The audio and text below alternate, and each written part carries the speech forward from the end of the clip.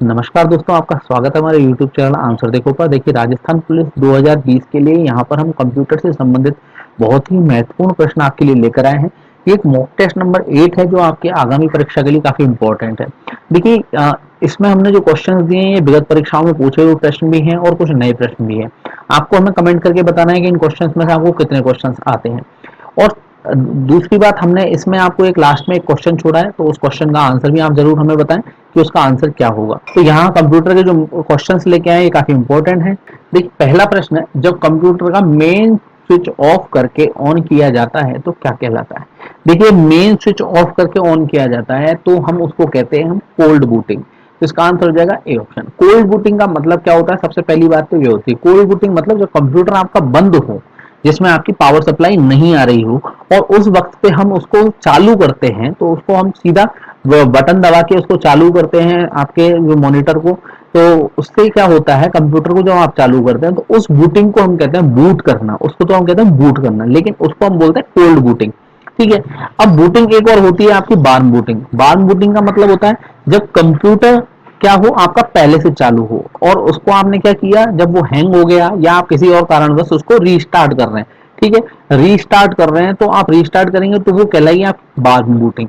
जब आपने रीस्टार्ट किया, रीस्टार्ट करने के लिए आप भी कंट्रोल और डिलीट भी यूज कर सकते हैं, जिसके अंदर रीस्टार्ट का ऑप्शन आता है। ठीक है, तो इस तरीके से आप क्या करेंगे, वार्म बूटिंग। वार्म बूटिंग का मतलब हो गया कंप्यूटर जब पहले से चालू हो और उसको दोबारा से आपने क्या किया, रीस्टार्ट रीसेट किया, रीस्टार्ट का बटन दबा के स्टार्ट किया, तो वो कहलाएगा आपका वार्म बूटिंग। हमारा क्वेश्चन है मेन स्विच ऑफ करके ऑन किया जाए तो उसको क्या कहते हैं हम, कोल्ड बूटिंग। तो इसका आंसर हो जाएगा ए ऑप्शन। अगला प्रश्न देखते हैं।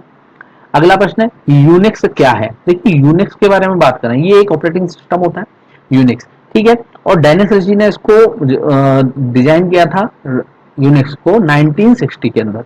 1960 के अंदर इसको डेवलप किया था। ठीक है, और ये मल्टी यूजर के लिए यूज में, मल्टी यूजर और मल्टीकास्टिंग के लिए यूज में आता है। ठीक है, तो मल्टीटास्किंग और ये मल्टी यूजर के लिए काम में आता है, एक ऑपरेटिंग सिस्टम है। तो इसका आंसर हो जाएगा ए ऑप्शन।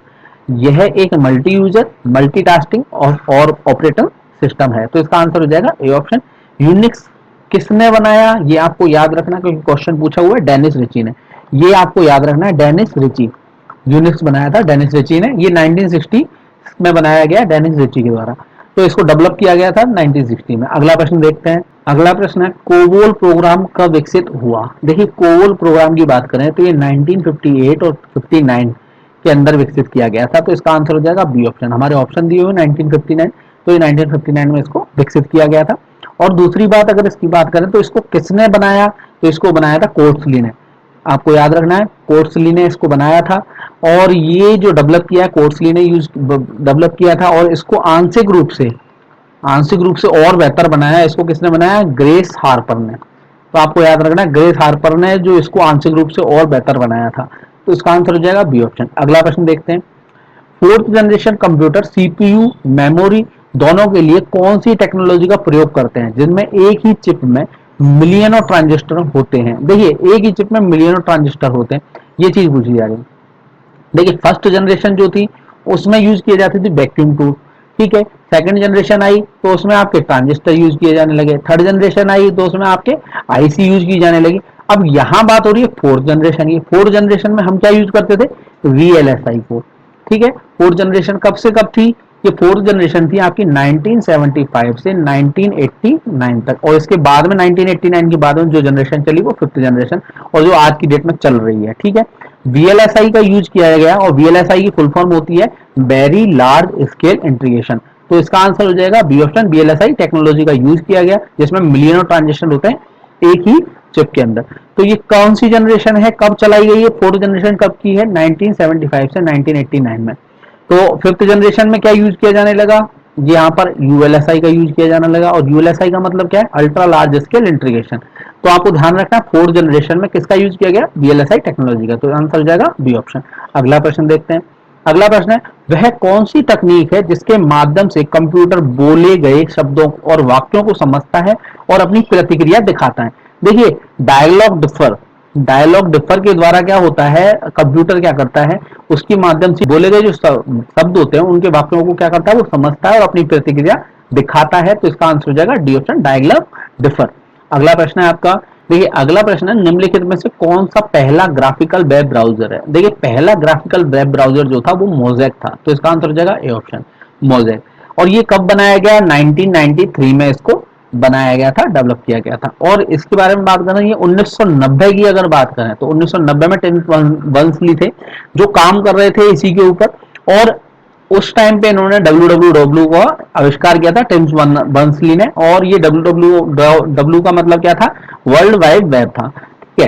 तो ये वेब बनाया था इन्होंने, इसमें क्या स्पेस नहीं था। और ये जो है ये ग्राफिकल ब्राउजर था मोज़ेक, जो 1993 में बनाया गया। तो इसका आंसर हो जाएगा ए ऑप्शन। अगला प्रश्न देखते हैं। अगला प्रश्न है, आप किस शॉर्टकट की से एमएस वर्ड के फॉन्ट साइज टूल के प्रयोग में लाएंगे? देखिए एमएस वर्ड के जो फॉन्ट साइज टूल हैं उनको यूज करने के लिए हम करते हैं CTRL control plus shift plus आप करते हैं P। तो इसका आंसर हो जाएगा डी ऑप्शन, बिल्कुल सही आंसर होगा, कंट्रोल शिफ्ट प्लस P। अगला प्रश्न देखते हैं। अगला प्रश्न है, MICR का पूरा नाम क्या है? MICR का पूरा नाम होता है मैग्नेटिक इंक कैरेक्टर रिकॉग्नाइजेशन, ठीक है। ये आंसर हो जाएगा ए ऑप्शन, बिल्कुल सही आंसर हो जाएगा। तो अब मैग्नेटिक इंक कैरेक्टर इनका जो यूज किया जाता है, ये यूज किया जाता है आपके बैंक वगैरह के अंदर, ठीक है। जैसे चेक होता है तो चेक पर MICR कोड होते हैं, ठीक है। और ये MICR कोड मशीन, जो रीडर मशीन होती है, उसके द्वारा इसको रीड किया जाता है। तो इसका आंसर हो जाएगा ए ऑप्शन। अगला प्रश्न देखते हैं। WAN पर कार्य करने में सामान्य रूप से सम्मिलित होता है। ऑप्शन देखिए, उपग्रह है, फ्रॉम डिले है, ATM है, यूजर एजेंट है। तो देखिए फ्रेम डिले और ये जो है ATM यूजर एजेंट, ये अलग चीज है, जबकि उपग्रह सैटेलाइट का यूज किया जाता है WAN के लिए, क्योंकि इसकी जो फुल फॉर्म होती है ये होती है वाइड एरिया नेटवर्क, ठीक है। वाइड एरिया नेटवर्क इसकी फुल फॉर्म होती है। इसकी रेंज जो है काफी होती है, यानी कि आप दूर बैठे हुए आदमी से, देश विदेश के अंदर जो आदमी बैठे हुए हैं उनसे एक दूसरे से आप कनेक्ट कर सकते हैं। तो इसका आंसर हो जाएगा ए ऑप्शन। अब देखिए जो WAN है इसके लिए तो क्या करते हैं, इसका जैसे एग्जांपल के तौर पे बात करें तो देखिए आप मोबाइल है आपका WAN से कनेक्ट करता है, WAN ही है वो नेटवर्क, ठीक है। आपको दूर बैठे हुए व्यक्ति को मेल करना है तो WAN के द्वारा ही आप उसको मेल करेंगे, ठीक है, क्योंकि आप नेट यूज कर रहे हैं, वाइड एरिया नेटवर्क यूज कर रहे हैं। अब लैन होता है छोटे एरिया नेटवर्क को कनेक्ट करने के लिए, लैन जो है, ठीक है। इसकी मान लेते हैं 10 से, इसकी जो रेंज होती है 10 से 1000 मीटर के करीब रहती है, 10 से 1000 मीटर के करीब इसकी रेंज रहती है। और एक होता है मैन, 5 किलोमीटर से आपकी 50 किलोमीटर तक की इसमें रेंज रहती है, इसकी रेंज रहती है। तो यानी कि ये छोटे शहर के अंदर मैन का यूज किया जाए, लेकिन अगर बड़े शहरों और उसमें आप दूसरी जगह एक स्थान से दूसरे स्थान के आदमी को आप कनेक्ट कर दें तो वैन के द्वारा ही कनेक्ट होंगे। तो इसका आंसर हो जाएगा ए ऑप्शन। अगला प्रश्न देखते हैं। अगला प्रश्न है, इनमें से कौन सा बटन अक्षरों को अपर केस और लोअर केस में बदल देता है? देखिए अपर केस और लोअर केस में बदलने के लिए जो अक्षरों को अपर केस और जो लोअर केस, अपर केस का मतलब कैपिटल ए और लोअर केस मतलब स्मॉल ए। तो ये अपर केस और जो लोअर केस में बदलने के लिए हम किसका यूज करते हैं? कैप्स लॉक का। तो इसका आंसर हो जाएगा ए ऑप्शन, कैप्स लॉक। अगला प्रश्न देखते हैं। यदि हम MS वर्ड में कोई शब्द टाइप करते हैं जो शब्दकोश में नहीं है तो उस शब्द के नीचे एक लहराती हुई रेखा दिखती है, ऐसी स्थिति में उस रेखा का रंग कौन सा होता है? देखिए उस स्थिति में जो रेखा का रंग होता है वो होता है लाल। जब हमारा जो शब्दकोश में, जो लाइब्रेरी के अंदर वो शब्द नहीं होता है तो हमारा जो रेड कलर की लाइन उसके नीचे आ जाती है। तो इसका आंसर हो जाएगा बी ऑप्शन। नीले कलर की लाइन जब आती है, जब आपकी स्पेस एरर वगैरह आपके होते हैं तो उस टाइम पे नीले कलर की लाइन आती है। तो इसका आंसर हो जाएगा बी ऑप्शन। अगला प्रश्न देखते हैं। अगला है, लिनक्स एक होता है। देखिए लिनक्स जो है ये एक क्या है, रियल टाइम ऑपरेटिंग सिस्टम है लिनक्स। तो इसका आंसर हो जाएगा B option. Real time operating system क्या होते हैं? रियल टाइम ऑपरेशन जो होते हैं, रियल टाइम ऑपरेटिंग सिस्टम जो होते हैं, ये क्या करते हैं? डेटा की प्रोसेसिंग करते हैं, जहां पर एक निश्चित और बहुत छोटे समय के लिए, बहुत कम समय के लिए वो पूरी समय में पूरी की जानी होती है, ठीक है। तो इसका आंसर हो जाएगा आपका बी ऑप्शन, बिल्कुल सही आंसर होगा लिनक्स, ठीक है। ये क्या है? यूनिक्स का एक उदाहरण है लिनक्स। तो इसका आंसर हो जाएगा बी ऑप्शन। अगला प्रश्न देखते हैं। अगला प्रश्न है, MS वर्ड डॉक्यूमेंट में प्रयोग होने वाला न्यू डिफॉल्ट फॉन्ट कौन सा है? देखिए आपका जब आप कोई MS वर्ड में कोई डॉक्यूमेंट आप लिखते हैं और उसके अंदर आप टाइप करना स्टार्ट करते हैं तो वो कैलिबरी जो होता है उसके अंदर आपके टाइप होना स्टार्ट होता है। जो फॉन्ट का डिफॉल्ट फॉन्ट होता है वो होता है कैलिबरी। तो इसका आंसर हो जाएगा डी ऑप्शन। देखिए दोस्तों, अगर आपको वीडियो अच्छा लग रहा है तो वीडियो को जरूर लाइक करें, चैनल को सब्सक्राइब करना ना भूलें, साथ ही बेल आइकन दबाना ना भूलें। इसी तरीके से हम और भी आपको वीडियोस देते रहेंगे। अभी हम पटवार की भी वीडियोस जल्दी लेके आ रहे हैं, तो आपको अगर वीडियो अच्छा लग रहा है और कमेंट करके जरूर हमें बताएं कि वीडियो कैसा लगा, आपको कितने क्वेश्चन आते हैं, और लास्ट में एक क्वेश्चन जो छोड़ा है उसका आंसर भी आप जरूर बताएं हमें। तो अगला प्रश्न देखते हैं। अगला प्रश्न है, घटनाओं का वह अनुक्रम जो कि कंप्यूटर में तब होता है जब यह व्याख्या और एक निर्देश निष्पादित करता है, यह कहलाता है। ये देखिए, इसके अंदर जो बोला गया है, जब अनुक्रम, ये घटनाओं का अनुक्रम, यानी आपने इंस्ट्रक्शन वगैरह दिए हैं, तो कंप्यूटर में वो काम कब होता है, जब आपकी इंस्ट्रक्शन साइकिल निर्देश निष्पादित करता है। तो ये पूरा जो प्रोग्राम है, ये जो आप कार्यक्रम होता है, ये कहलाता है आपका इंस्ट्रक्शन साइकिल। तो इसका आंसर हो जाएगा बी ऑप्शन, इंस्ट्रक्शन साइकिल। अगला प्रश्न देखते हैं। अगला प्रश्न है, निर्देशों का एक प्रकार जो मशीन कोड की भाषा की अनेक लाइनें बनाता है कहलाता है, वो असेंबल कहलाता है। तो इसका आंसर हो जाएगा डी ऑप्शन, असेंबल कहलाता है। तो इसका आंसर हो जाएगा डी ऑप्शन। अगला प्रश्न है आपका, सिस्टम सॉफ्टवेयर प्रोग्राम का वह संग्रह जो आपके कंप्यूटर के हार्डवेयर डिवाइस और सॉफ्टवेयर को संयुक्त रूप से कार्य करने के योग्य बनाता है। देखिए, ये जो होता है सिस्टम सॉफ्टवेयर प्रोग्राम का वो संग्रह जो होता है वो कहलाता है आपकी एप्लीकेशन। तो इसका आंसर हो जाएगा डी ऑप्शन।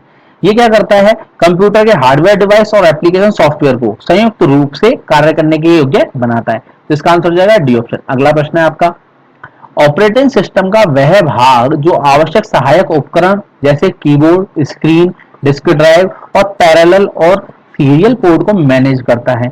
देखिए, ये जो सीरियल पोर्ट वगैरह है और ये जो डिस्क ड्राइव है, इनको जो मैनेज करता है वो कहलाता है बेसिक इनपुट आउटपुट सिस्टम। तो इसका आंसर हो जाएगा A option, basic input output system. अगला प्रश्न देखते हैं। अगला प्रश्न दिया हुआ है, देखिए यहाँ पर आपको हेक्साडेसिमल में एक वैल्यू दी हुई है और उसको आपको बताना है कि बाइनरी में क्या होगी। देखिए, हेक्साडेसिमल में जो वैल्यू दी हुई है, तो आपको पता होगा हेक्साडेसिमल के अंदर 10 से लेकर आपके 15 तक जो नंबर होते हैं उनको हम बोलते हैं। तो 10 से लेकर 15 तक जो अल्फा जो आपके नंबर हैं वो A B C D E F में आ गए।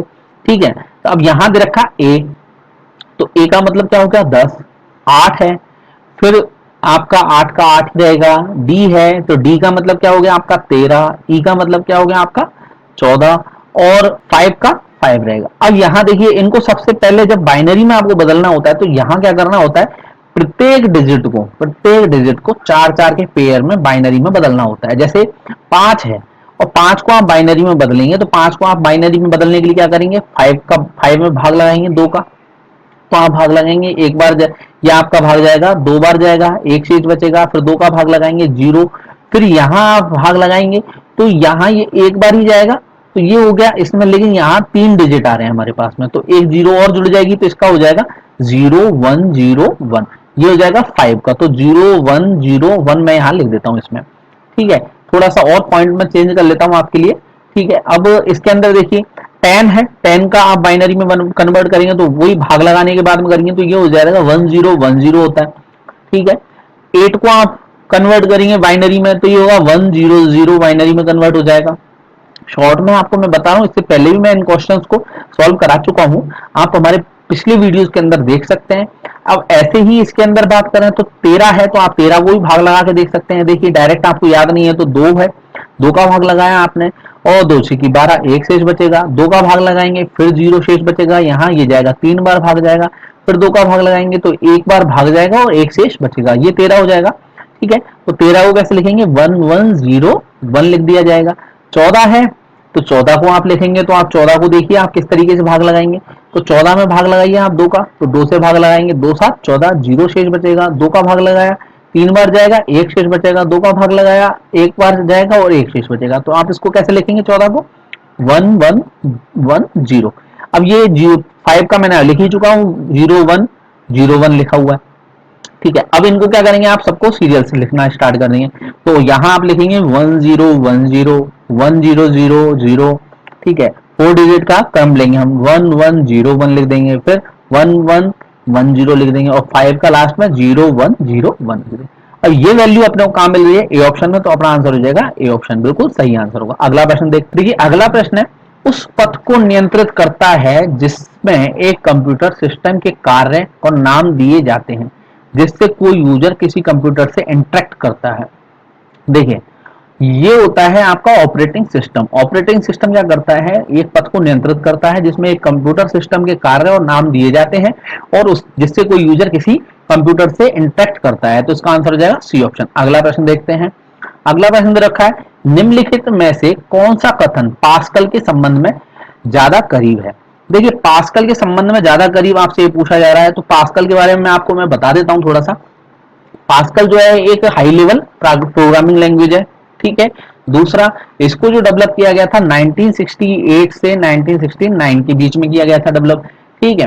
और इसको निकोलस रूथ ने इसको डेवलप किया था, निकोलस रूथ ने। अब यहाँ जो ऑप्शन दिए हुए हैं, यहाँ देखिए यह एक उच्च स्तरीय प्रोग्रामिंग लैंग्वेज है, बिल्कुल सही है। यह ब्लेज पास्कल के नाम के बाद नामित किया गया था, इसलिए नाम के ऊपर नामित किया गया ब्लेज पास्कल के ऊपर। और यह गणितज्ञ की रचित प्रोग्रामिंग तकनीक की सुविधा के नाम पर रखा गया था, बिल्कुल सही है। तो ये उपरोक्त सभी इसके लिए सही है, तो इसका आंसर हो जाएगा डी ऑप्शन। अगला प्रश्न देखते हैं। अगला प्रश्न है, सीपीयू मेमोरी और पेरिफेरल्स के बीच की संचार रेखा कहलाती है। देखिए सीपीयू और पेरिफेरल जो होती है, मेमोरी और पेरिफेरल डिवाइस जो होती है, उनके बीच के जो हम जिससे कनेक्शन कम्युनिकेशन लाइन होती है वो कहलाती है बस। तो इसका आंसर हो जाएगा ए ऑप्शन बस। अगला प्रश्न देखते हैं। अगला प्रश्न है, एक ही कक्ष में कंप्यूटर डिवाइस को कंप्यूटर से जोड़ने के लिए आप सामान्यतः प्रयोग करेंगे। देखिए जब एक एक कक्ष एक रूम है, उसके अंदर आप कंप्यूटर डिवाइस को कंप्यूटर से जोड़ने के लिए आप प्रयोग में लेंगे, तो वो करेंगे आप कोक्सियल केबल के लिए। तो इसका आंसर हो जाएगा ए ऑप्शन। कोक्सियल केबल के द्वारा आप क्या करते हैं, कंप्यूटर डिवाइस को जोड़ते हैं एक ही कमरे के अंदर। अगर आप जोड़ रहे हैं तो इसका आंसर हो जाएगा ए ऑप्शन। अगला प्रश्न है आपका, चुंबकीय टेप क्या कार्य करता है। चुंबकीय टेप कार्य करता है, देखिए इनपुट मीडिया के रूप में भी कार्य करता है, बिल्कुल सही है। आउटपुट मीडिया के रूप में कार्य करता है, बिल्कुल सही है। और सेकेंडरी स्टोरेज मीडिया के रूप में भी कार्य करता है, बिल्कुल सही है। तो उपरोक्त सही सही हो जाएगा, बिल्कुल उपरोक्त सभी हो जाएगा। तो इसका आंसर हो जाएगा डी ऑप्शन। अगला प्रश्न है आपका, ई प्रोम है। देखिए ई प्रोम के बारे में मैं बता देता हूं आपको। देखिए ई प्रोम जो होता है ये इलेक्ट्रिकली इरेजेबल आपका प्रोग्रामेबल रीड ओनली मेमोरी होती है। Electrically erasable programmable read only memory होती है। तो आंसर हो जाएगा डी ऑप्शन। ये रोम का ही टाइप है। एक तो होता है ईपी रोम और एक होता है आपका ईपी रोम, ठीक है। तो ईपी रोम की बात करें तो ईपी रोम होता है आपका, ईपी रोम की जो फुल फॉर्म होती है वो रहती है इरेजेबल प्रोग्रामेबल, ठीक है, रीड ओनली मेमोरी होती है। और ये जो है ईपीआरओएम जो लिखा हुआ है, तो इसका electrically erasable programmable read only memory होती है, ठीक है। देखिए ईपी रोम के बारे में थोड़ा सा मैं आपको और बता देता हूं। ये ईपी रोम जो है, इसके अंदर क्या होता है, अल्ट्रावायलेट रेज के द्वारा, अल्ट्रावायलेट जो यूवी वेव्स होती हैं, आपकी यूवी वेव्स होती हैं, उनके द्वारा हम इसमें क्या होता है, इसकी मदद से इसके अंदर जो लिखे हुए डेटा को मिटा सकते हैं ईपी रोम के अंदर, ठीक है। और ये प्रक्रिया को हम कई बार दोहरा सकते हैं, ठीक है। नया डेटा भी आप इसमें डाल सकते हैं, जब मिटाया जा रहा है तो फिर इसमें नया डेटा डल जाएगा। अब लेकिन जो ये ईपी रोम होता है, ईईपी रोम होता है, ये डबल ईपी रोम होता है, इसमें क्या होता है, इसमें हाई वोल्टेज की जो इलेक्ट्रिक पल्स होती हैं उनका उपयोग किया जाता है, ठीक है। हाई वोल्टेज की इलेक्ट्रिक पल्स का उपयोग किया जाता है इसके अंदर, ताकि उससे हम क्या करते हैं, डेटा को रिमूव करते हैं और उसके बाद में क्या करते हैं, नया डेटा संग्रहित कर सकते हैं। तो इसका आंसर हो जाएगा डी ऑप्शन। अगला प्रश्न देखते हैं। अगला प्रश्न है, कंप्यूटर साक्षरता दिवस कब मनाया जाता है। देखिए कंप्यूटर साक्षरता दिवस जो मनाया जाता है वो 2 दिसंबर को मनाया जाता है। तो इसका आंसर हो जाएगा बी ऑप्शन। जबकि 1 दिसंबर के अगर बारे में बात करें तो एड्स दिवस के रूप में इसको जाना जाता है 1 दिसंबर को। 2 दिसंबर कंप्यूटर साक्षरता दिवस। तो इसका आंसर हो जाएगा बी ऑप्शन। तो दोस्तों ये लास्ट प्रश्न है, ये आपके लिए छोड़ा हुआ है, डाटा प्रोसेसिंग का अर्थ है। ये आपको बताना है इसका आंसर क्या होगा। डेटा का भंडारण करना, डेटा का संग्रहण करना, उपयोग के लिए सूचना प्राप्त करना, सूचना की विश्लेषण, ये 4 ऑप्शन दिए हुए हैं। आपको हमें कमेंट करके बताना है कि इसका आंसर बिल्कुल सही कौन सा होगा। और आपको वीडियो कैसा लगा ये जरूर हमें बताएं, और इसमें से क्वेश्चंस कितने आते थे आप हमें कमेंट करके जरूर बताएं। धन्यवाद दोस्तों। अगर आपको वीडियो पसंद आया तो वीडियो को जरूर लाइक करें, चैनल को सब्सक्राइब करना ना भूलें, साथ ही बेल आइकन दबाना ना भूलें। पिछले वीडियोस को आप जरूर देखें ताकि आपकी तैयारी और अच्छे से हो सके। हमारे कंप्यूटर से संबंधित पिछले वीडियोस हैं उनको भी जरूर देखें एक बार। धन्यवाद दोस्तों।